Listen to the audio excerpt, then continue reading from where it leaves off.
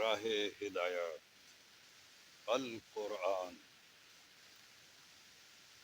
سورۃ المومنین میں سے اقتباس اردو ترجمہ بزبان ریاض الاسلام خان۔ ان سب مرنے والوں کے پیچھے ایک برزخ حائل ہے، دوسری زندگی کے دن تک۔ پھر جوں ہی کہ سور پھونک دیا گیا، ان کے درمیان پھر کوئی رشتہ نہ رہے گا، اور نہ وہ ایک دوسرے کو پوچھیں گے۔ اس وقت جن کے پلڑے بھاری ہوں گے وہی فلاح پائیں گے، اور جن کے پلڑے ہلکے ہوں گے وہی لوگ ہوں گے جنہوں نے اپنے آپ کو گھاٹے میں ڈال لیا۔ وہ جہنم میں ہمیشہ رہیں گے، آگ ان کے چہروں کی کھال چاٹ جائے گی اور ان کے جبڑے باہر نکل آئیں گے۔ کیا تم وہی لوگ نہیں ہو کہ میری آیات تمہیں سنائی جاتی تھیں تو تم انہیں جھٹلاتے تھے؟ وہ کہیں گے، اے ہمارے رب، ہماری بدبختی ہم پر چھا گئی تھی۔ اے ہمارے رب، ہماری بدبختی ہم پر چھا گئی تھی، ہم واقعی گمراہ لوگ تھے۔ اے پروردگار، اب ہمیں یہاں سے نکال دے، پھر ہم ایسا قصور کریں تو ظالم ہوں گے۔ اللہ تعالی جواب دے گا، دور ہو میرے سامنے سے، پڑے رہو اسی میں اور مجھ سے بات نہ کرو۔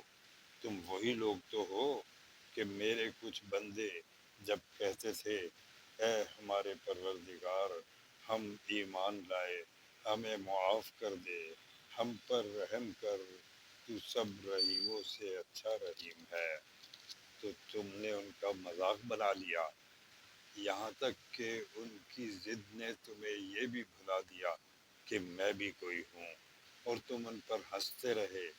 آج ان کے اس صبر کا میں نے یہ پھل دیا ہے کہ وہی کامیاب ہیں۔ پھر اللہ تعالیٰ ان سے پوچھے گا، بتاؤ زمین میں تم کتنے سال رہے؟ وہ کہیں گے، ایک دن یا دن کا بھی کوئی حصہ ہم وہاں ٹھہرے ہیں۔ شمار کرنے والوں سے پوچھ لیجئے، ارشاد ہوگا، تھوڑی ہی دیر ٹھہرے ہو نا، کاش تم نے یہ اس وقت جانا ہوتا۔ کیا تم نے یہ سمجھ رکھا تھا کہ ہم نے تمہیں فضول ہی پیدا کیا ہے اور تمہیں ہماری طرف کبھی پلٹنا ہی نہیں ہے؟